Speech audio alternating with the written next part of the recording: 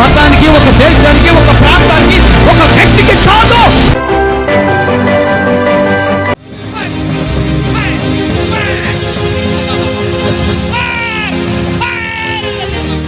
ఎవరు ప్రాబ్లం? తర్వాత నరాల వీక్నెస్. రోజు ఏం చేయాలి నువ్వు? మందు తాగాల. ఇక పాపం జీవితం అంతా నాశనం. చూసారా ఇప్పుడు ఎంత బలం, ఈ నడువులు ఫ్రీ అయిపోయి చూసావా?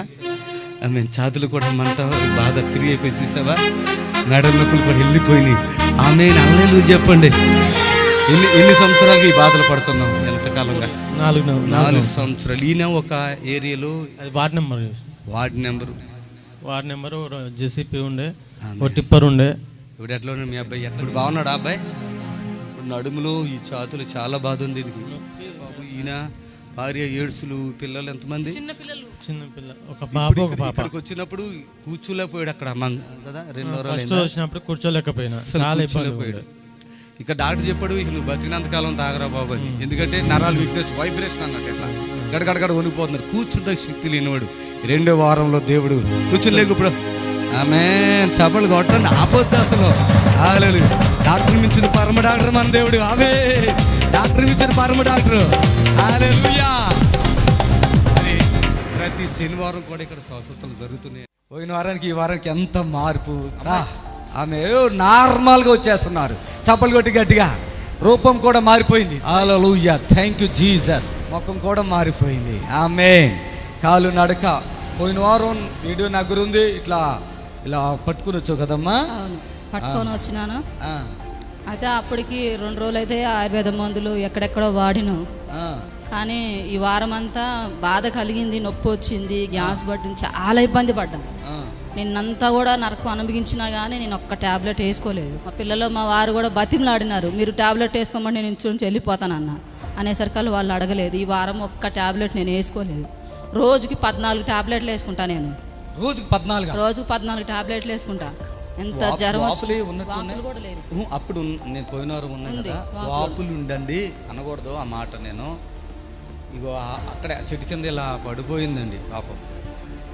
ఈ స్థలంలోకి వచ్చి కూర్చోలేకపోయిందండి. అక్కడ ఎనమోలు కూర్చోలేకపోయింది. ఆదివారం కిందే కూర్చున్నావు కదమ్మా. అసలు కూర్చోలేక, కుర్చీలో కూర్చోలేక అక్కడ పడుకున్నా, జాలి పక్కన పడుకున్నా కింద. పోయిన వారం నేను ఆ నొప్పి భరించలేక, కిడ్నీ దగ్గర నొప్పి, కీగడుపులో నొప్పి, గ్యాస్ నొప్పి భరించలేక నేను కింద పడుకున్నా. ఆ శనివారం, ఆదివారం కూడా. ఇక్కడ ఆదివారం రోజు పాస్టర్ గారు ప్రేయర్ చేసి నాకు ఫస్ట్ టైం బిర్యానీ పెట్టిండు. 2 సంవత్సరాలు అయితే నేను బిర్యానీ తినక. బిర్యానీ తిన్నాక ఈ వారం అంతా కూడా అన్ని కూరగాయలు తిన్నా నేను. డాక్టర్లు ఏం చెప్పారు తెలుసా? ఏ హాస్పిటల్లో చూపించుకున్నా అసలు? నేను ఫస్ట్ చూపించింది నాకు ఉస్మానియాలో. అక్కడ తగ్గలేదని కర్మఘాట్లో జీవన్ హాస్పిటల్లో చూపించినారు. ఇప్పుడు ప్రజెంట్గా ఏమో కిడ్నీకి ట్రీట్మెంట్ ఏమో కామినీలో ట్రీట్మెంట్ చేసుకుంటాను. ఇప్పటికైతే ఈ వారం అయితే ఏసఐ దగ్గర ట్రీట్మెంట్ తీసుకున్నా. నేను ఏ మందులు వేసుకోలేదు. ఒక మాట చెప్పాలా, డాక్టర్ గారు ఏం చెప్తున్నారంటే నీళ్ళు తాగొద్దు. నీళ్ళు తాగలేదు. రోజుకు 1 లీటర్న్నర మంచినీళ్ళు నేను ఎక్కువ తాగుతా. ఈ వారం రోజుకి 3 లీటర్లు 4 లీటర్లు కూడా తాగినా నేను. హల్లెలూయా, ప్రైజ్ లార్డ్, హల్లెలూయా. పోయిన వారం ఫోటోలు ఎంతలో ఉంది, ఇప్పుడు ఎంత సన్నగా ఇది చూడండి.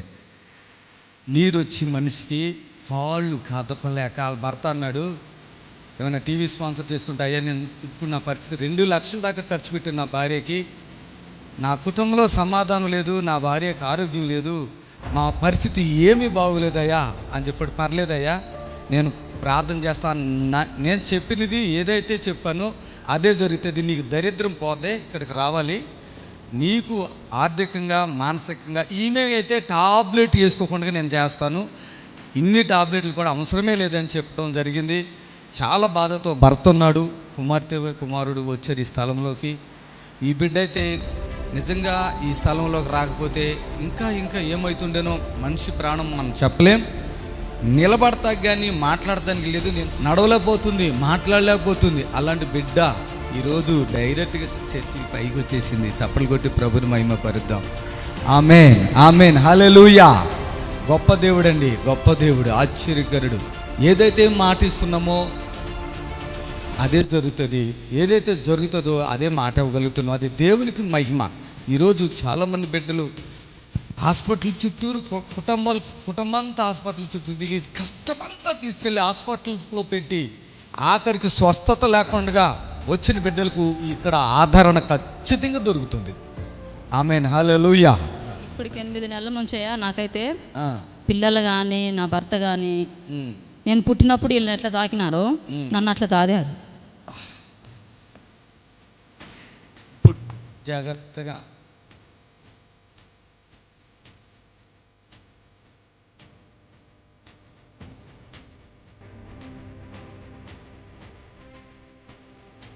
స్నానం చేయించారు, అన్నం తినిపించినారు వాళ్ళు. కాలు చేయి రానప్పుడైతే చాలా భయపడ్డారు.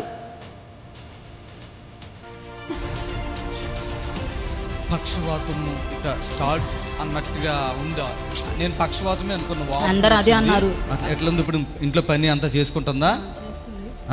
1 వీక్ నుంచి తనే చేస్తుంది పని. ఈ వీక్ అంతా? లేదంటే అంతకుముందు పాపం నువ్వే చేసేదాన్ని అనుకుంటా. మొత్తం నేనే చేసిన. 2 అవర్స్ ఆఫ్ టాబ్లెట్స్ మొత్తం మానేసింది మొత్తం. Praise Lord. అమ్మా 2 అవర్స్ తెచ్చేవాళ్ళం. ఇప్పుడు మంత్లీ 7,000 పెట్టి తెచ్చేవాళ్ళం. 7,000 ఓన్లీ 4 టాబ్లెట్స్కి అయిపోయి 4 అవి ఉండేవి. 4 టాబ్లెట్లకే 7,000 మొత్తం కవర్లు తెచ్చేవాళ్ళం.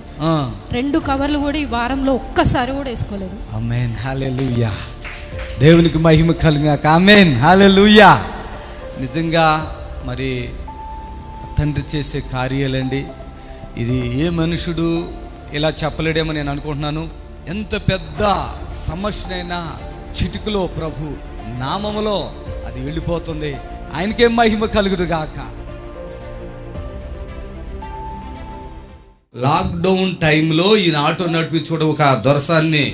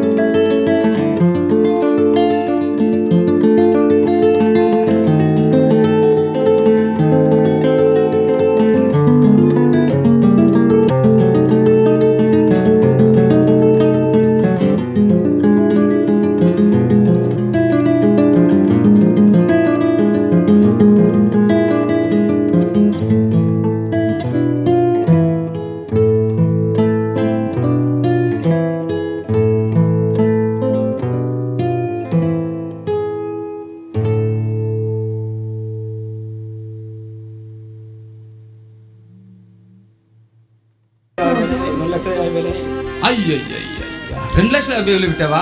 నడిపించాలా? వచ్చేవారు నడిపించాలా? ఈ వారం నడిపించాలా?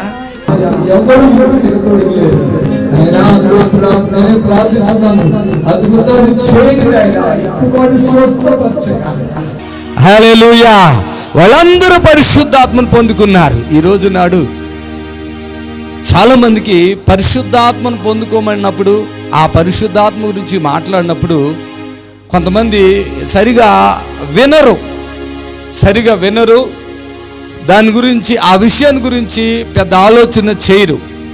పరిశుద్ధాత్మ గురించి ఈరోజు నాడు వాళ్ళందరూ కూడా పరిశుద్ధాత్మ పొంది ఉన్నట్లుగా మనం చూస్తాం. వారు చూస్తే వీరు వచ్చి వారు పరిశుద్ధాత్మను పొందవలెనని వారి కొరకు ప్రార్థన చేసిరి.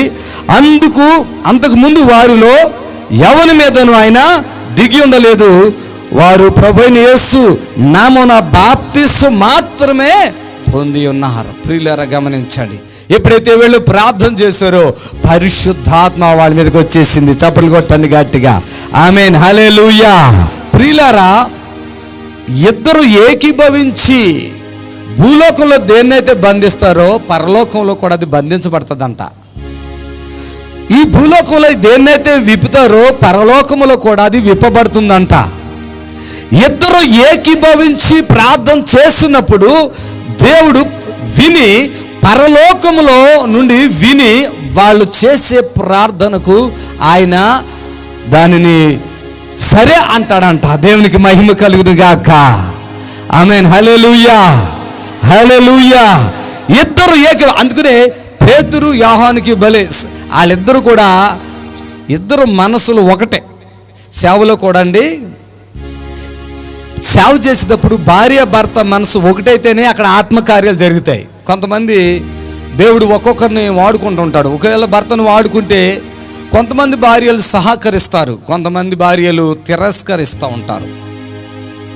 కొంతమంది భార్యలను దేవుడు వాడుకుంటాడు.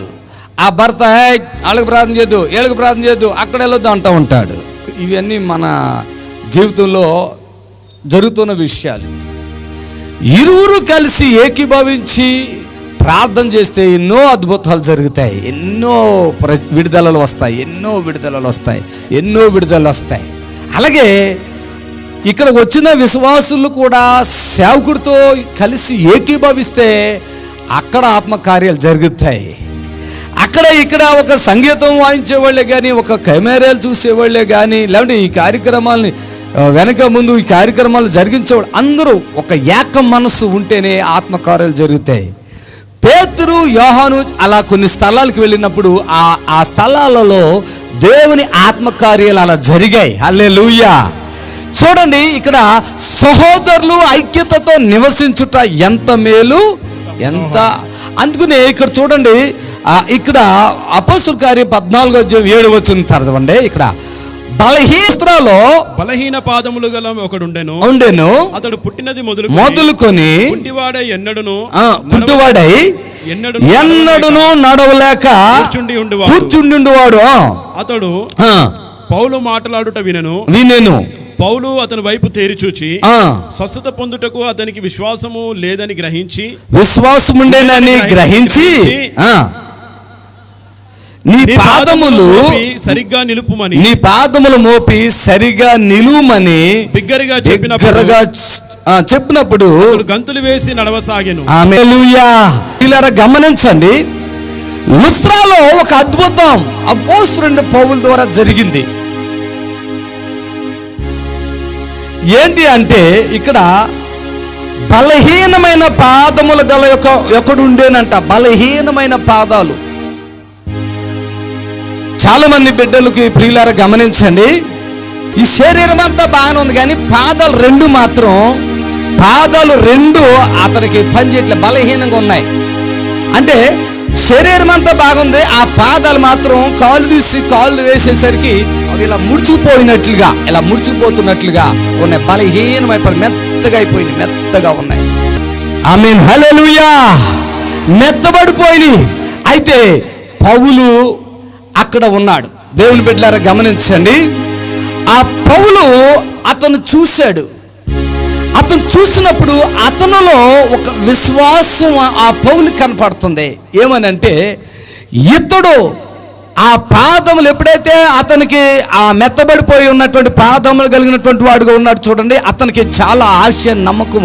ఎలా అంటే, పౌలు గారు ప్రార్థన చేస్తే ఒకవేళ నన్ను ముట్టుకుంటే నేను బాగుపడిపోతాను. చప్పలు కొట్టాలి. హల్లెలూయా, హల్లెలూయా.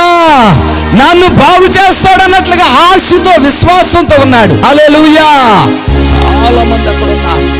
పౌలు చూడండి, దేవుని బిడ్డలారా, పౌలు ఏం చేస్తున్నాడో చూడండి. ఇక్కడ పౌలు మాట్లాడుతున్నాడు.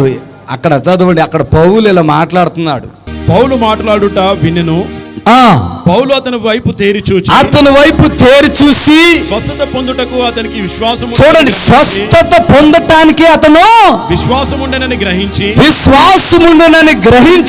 నీ పాదములు మోపి సరిగ్గా నిలువమని బిగ్గరగా చెప్పాడు. ఆమేన్. హల్లెలూయా, హల్లెలూయా. నీ పాదములు మోపి సరిగా నిలబడంతే. ఆమేన్. నీ పాదాలు మోపి నువ్వు సరిగా నిలబడు. ఎప్పుడైతే ఆ మాట పౌలు చెప్పాడో అబ్బాయి లేచి నిలబడ్డాడు సంపూర్ణమైన స్వస్థతతో. హల్లెలూయా. ఈరోజు గమనించారా, చాలా మంది జీవితాల్లో విషయాన్ని గమనించండి. ఎప్పుడైతే అతను పాదాలు ఇలా నిలిపి అతను చక్కగా నిలబడ్డాడో వెంటనే అక్కడ ఉన్న జనాలందరూ కూడా చూడండి 11వ వచనం చూస్తే జన సమూహములు పౌలు చేసిన దానిని చూచి లుకయోనియా భాషలో దేవదూతలు మనిషి రూపము దాల్చి మన యొద్దకు దిగి వచ్చి ఉన్నారని కేకలు వేసి బర్నబాకేమో ద్విపతి అనియు పౌలు ముఖ్య ప్రసంగి అయినందున అతనికి హెర్మే అనియు పేరు పెట్టిరి. చూడండి ప్రియులారా, గమనించారా, ఒక అద్భుతం ఎప్పుడైతే అక్కడ జరిగిందో అక్కడ ప్రజలు పౌలు పేరు మార్చేశాడు, బర్నబా పేరు కూడా మార్చేశారు. చాలా పర్యాయాలు మనం చూసినట్లయితే బర్నబా పౌలు కలిసి సేవ చేసిన కొన్ని సందర్భాలు ఉన్నాయి. బర్నబా పౌలు కలిసి సువార్త ప్రకటించిన సందర్భాలు ఉన్నాయి. దేవుడు పౌల్ని బర్నబాని చాలా స్థలాల్లో వాడుకున్నాడు. చప్పలు కొట్టండి గట్టిగా, ఆమేన్, హల్లెలూయా. దేవుడు ఒకవేళ తను వాడుకోవాలంటే, తన అద్భుతాలు చేయాలంటే ఇద్దరు మనసులు కలవాలి. ఒకళ్ళు ఇటు ఒకళ్ళు అటు ఉంటే కాదు. ఏక మనసు ఏకాత్మ మనకి అవసరం. హల్లెలూయా. అప్పుడు దేవుడు వాడుకుంటాడు. ఒకరు అద్భుతాలు చేస్తూ ఉంటే ఒకరు దాని విషయంలో ఎంకరేజ్ చేయాలి, డిస్కరేజ్ చేయకూడదు. కొంతమంది ఏమో ఒకళ్ళు అద్భుతాలు చేస్తారు, నేనే బాగా కనపడాలనుకుంటారు. అక్కడ ఆత్మకార్యాలు జరగదు, అంటే ఆటంకాలు అన్నట్టు. దేవుడు ఒకరినే వాడుకుంటాడు, మిగిలిన వాళ్ళందరూ కూడా వాళ్ళకి సపోర్ట్ చేయాలి. అర్థమైందా? కొంతమంది ఏమంటారంటే నాకు కూడా దేవుడు స్వస్థత వరం ఇచ్చాడు అంటారు. ఇక మనం వాళ్ళ గురించి ఏం చెప్పలేం, వాళ్ళ గురించి మాట్లాడతాక లేదు. నాకు కూడా దేవుడు చాలా వరాలు ఇచ్చాడు అంటూ ఉంటారు. అది ఎందుకు చెప్తారో మనకు అర్థం కాదు. దేవుడు ఒకరిని వాడుకున్నట్లుగా ఒకరిని వాడుకోడు, కరెక్టే ఆ విషయం. ఒకళ్ళని ఒక రకంగా వాడుకుంటే వాళ్ళలాగా నిన్ను దేవుడు వాడుకోడు, నేను ఇంకొక రూపంలో వాడుకుంటాడు. ఒకళ్ళు ఏదైనా పేరు పెట్టుకుంటే ఆ పేరు నాకు కావాలని, ఒకళ్ళు ఏదైనా పని చేస్తే నాకు కూడా అదే పని కావాలనుకుంటారు. తప్పు. ఒక నూతనంగా దేవుడు నిన్ను వాడుకోవాలి, ఒక నూతనంగా దేవుడు నీ జీవితంలో కార్యం జరిగించాలి. చూడండి, ఈ శిష్యుల్లో కూడా కొన్ని భేదాలు వచ్చాయి. నేను ప్రభు దగ్గర కూర్చోవాలని, ఆయన కుడిపారికన్నా నేను కూర్చోవాలని, ఇలాంటి సందర్భంలో నేను పెద్దోడిని కూడా అనుకున్నారు. ప్రియులారా గమనించండి, ప్రభు అంటున్నాడు, ప్రియులారా గమనించండి, ప్రభు అంటున్నాడు, ఈరోజు ఎవరైతే తగ్గించుకుంటారో వాళ్ళు హెచ్చించబడతారు. ఈ రోజు నాడు తగ్గింపు లేదు, చాలా మందికి తగ్గింపు లేదు. సంఘానికి వెళ్ళినా తగ్గింపు లేదు, ఏదో పాడవాడి అవకాశం ఇచ్చినా తగ్గింపు లేదు, పరిచర్య చేయించడానికి అవకాశం ఇచ్చిన తగ్గింపు లేదు. ఒకరు తగ్గించబడాలి, ఒకరు హెచ్చించబడాలి. తెలుసా ప్రియులారా గమనించండి, ఒక సమయంలో మనం గమనించినట్లయితే ప్రియులారా, యోహానును దేవుడు ఎంతో ఘనంగా వాడుకున్నాడు. ఆయన నామానికి మహిమ కలుగును గాక. హల్లెలూయా, హల్లెలూయా. దేవుడు యోహాన్ని ఎన్నోసార్లు ఎంతో ఘనంగా దేవుడు వాడుకున్నాడు, ఆయన నామానికి మహిమ కలుగునట్లుగా ఘనంగా దేవుడు వాడుకున్నాడు. దేవుడు ఘనంగా వాడుకుంటాడు. ఒక దినాన్న ఆయన దగ్గరికి వచ్చి కొంతమంది అడుగుతారు, యేసు ప్రభు వారు ఆయన శిష్యులతో కలిసి బాప్తిస్మం ఇస్తున్నప్పుడు ఆయన దగ్గరికి వచ్చి చెప్పినప్పుడు ఆయన ఈ మాట అంటాడు, ఆయన హెచ్చవలసి ఉన్నది, నేను తగ్గవలసి ఉన్నది. లేదు అని ఆయన మాట్లాడలేదు. ఆయనకు ముందుగా నేను పంపబడ్డాను. చూడండి ఎంత క్రమశిక్షణో, ఎంత విధేయతో, ఎంత పద్ధతో గమనించండి దేవుని బిడ్డలారా. ఆయన ముందుగా నేను పంపబడ్డాను, నా వెనక వచ్చేవాడు చాలా శక్తివంతుడు. నేను నీళ్ళలో బాప్తిస్మిస్తున్నా కానీ ఆయన పరిశుద్ధాత్మలో అగ్నిలో మీకు బాప్తిస్మిస్తాడు. ఆమేన్, హల్లెలూయా. ఈరోజు అగ్ని అభిషేకం అంటే చాలా మందికి తెలియదు, పరిశుద్ధాత్మ అగ్ని అభిషేకం అంటే చాలా మందికి తెలీదు. అభిషేకం అంటే కూడా తెలీదు. సంఘాల్లోకి వస్తారు, పేర్లు రాయించుకుంటారు. ఏం పేర్లు రాయించుకుంటారు సంఘంలో, మెంబర్షిప్. ఆత్మలో అభిషేకం ఉండదు. ఆత్మాభిషేకం కలిగి మనం ఉండాలి. ఆత్మాభిషేకం. అందుకని పేతురు, యోహాను ఆ కుంటివాణ్ణి చూసినప్పుడు అంటున్నారు, నువ్వు మాట్లాడ తొడుగు చూడు, వెండి బంగారాలు ఏమో దగ్గర, కానీ మేము కలిగి నీకు ఇస్తున్నాం, నజరేయుడు యేసు నామములో లేచి నడు. హల్లెలూయా. లేచి నడవాలి. నార్మల్ రిపోర్ట్లు వస్తున్నాయి. ఆయనకి మహిమ కలుగును గాక. ఆమేన్. ఈరోజు పరిశుద్ధాత్మ దేవుడు బలమైన కార్యాలు దేవుడు చేస్తున్నాడు. ఆమేన్. హల్లెలూయా. ఎంత అద్భుతం, ఎంత అద్భుతం. దేవునికి స్తోత్రం కలుగును గాక. హల్లెలూయా. ఎంత అద్భుతం. హల్లెలూయా. ఈరోజు క్యాన్సర్లు యేసు నామములో లయమైపోతున్నాయి. చప్పట్లు కొడదాం గట్టిగా. యేసు నామములో క్యాన్సర్ లయమైపోతున్నాయి. హల్లెలూయా. ఆశ్చర్యం ఏంటంటే ఈ టీవీ ప్రోగ్రాం చూసిన చాలామంది చాలా ఖర్చులు పెట్టి మమ్మల్ని గృహానికి పిలిపిస్తున్నారు. వాళ్ళ అన్యులా విశ్వాసులా అన్యులా ఇంకొకలా మేము చూడట్లే. వాళ్ళు పిలువగానే మేము వెళుతున్నప్పుడు వెళ్ళిన ప్రతి స్థలములో దేవుడు బలమైన కార్యాలు చేస్తున్నాడు. ఆమేన్. హల్లెలూయా. హల్లెలూయా. దేవుడు బలమైన కార్యాలు చేస్తాడు. ఆమేన్. హల్లెలూయా. ఎంతమందికి మేలులు జరుగుతున్నాయి. ఎంతోమందికి ఆ ఆత్మ ద్వారా దేవుడు స్వస్థపరిచే వారం. ఆ ఆత్మ మూలంగానే దేవుడు తన కార్యములు చేస్తున్నాడు. ఆమేన్. హల్లెలూయా. ఆ ఆత్మ ద్వారా ఈ స్థలములకు మిమ్మల్ని నడిపించాడు. ఎన్నో వ్యాధులు బాధలు తొలగించటానికి. ఆమేన్. ఎన్నో వ్యాధులు బాధలు తొలగించటానికి ఉన్నటువంటిది ప్రతి బాధ. ప్రియులారా గమనించండి. ఆయన అన్నాడు, నేను తండ్రి దగ్గరికి వెళ్ళిపోతాను. ఆమేన్. హల్లెలూయా. నేను పరలోకానికి వెళ్తాను. వెళ్ళొద్దు ప్రభు అన్నారు. నేను వెళ్ళటం మంచిది మీకు. ప్రియులారా గమనించండి. ఆయన వెళ్ళి ఆదరణకర్తను పంపించాడు భూలోకానికి. ఆయన పరిశుద్ధాత్ముడు. చప్పట్లు బలంగా కొట్టాలి. ఆయన పరిశుద్ధాత్ముడు. దేవునికి మహిమ కలుగాక. ఆదరణకర్త. ఆ ఆత్మ ద్వారానే ఈ క్రియలు జరుగుతున్నాయి. కానీ ఏ మనుషుని వలన కాదండి, శక్తి చేత కాదు, బలముతో కాదు, దేవుని ఆత్మ ద్వారా. ఈరోజు ఒక అద్భుతమైన సాక్ష్యం నేను చెప్తాను. ఒక సోదరుడికి HIV వచ్చింది. దాంతో పాటుగా కడుపులో గెడ్డలు వచ్చినాయి.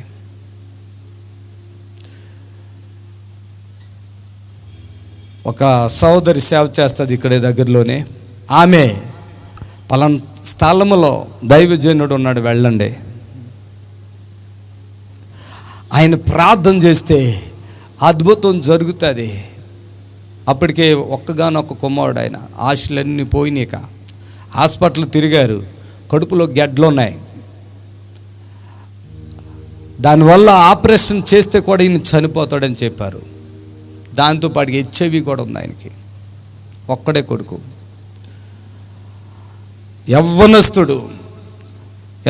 ఆయన భార్య అల్లాడిపోతున్నారు. అప్పుడు వాళ్ళు ఒకరు చెప్పారు, గాయత్రి నుంచి చెప్పారు, ఇక్కడ గొర్రంగూడలో పలానా దైవజనుడు ఉన్నాడు, వెళ్ళండి. నిజంగా మరి దేవుడు ఎంత అద్భుతం జరిగించాడంటే, ఆయనకి జ్వరము, మోక్షన్స్, దాంతోపాటుగా కడుపులో గెడ్డ, ప్రాణం ఆయన అలా ప్రాణం ఉంది. కానీ ఎంత నరకాన్ని అనిపిస్తున్నాడంటే అంత నరకాన్ని అనిపిస్తున్నాడు. ఆ స్థలానికి ఆయన తీసుకుని వచ్చారు.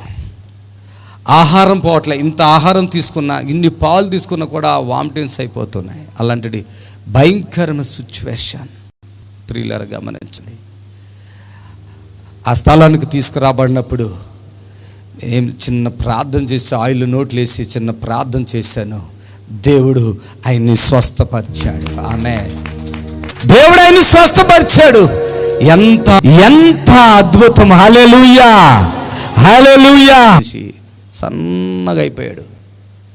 ఆయన ప్రార్థన చేస్తే బకెటుడు వామిటింగ్ చేసుకున్నాడు. బకెటుడు మొత్తం మన ఆ డ్రైనేజీ పైపుల్లో ఉంటుంది కదా నల్లగా, బకెటుడు. తండ్రి చూసి ఆశ్చర్యపోయాడు. పిల్లలు గమనించండి, ఆ కడుపులో ఉన్నది అంతా వామిటింగ్స్ రూపంలో, మోక్షన్ రూపంలో మొత్తం బయటకు వచ్చేసింది. రక్త సంబంధులు అందరూ ఒక్క రోజులో ఇంత అద్భుతం, ఎంతోమంది ఆయన చూడటానికి వచ్చారు. హల్లెలూయా, హల్లెలూయా.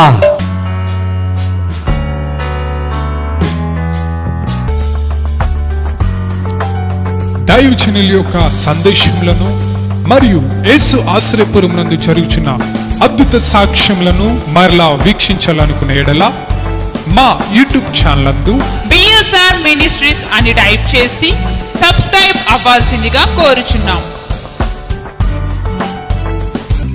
మమ్మల్ని సంప్రదించవలసిన మా చిరునామా యేసు ఆశ్రయపురం గుర్రంగూడ నియర్ బిఎన్ రెడ్డి నగర్, హైదరాబాద్, రంగారెడ్డి జిల్లా.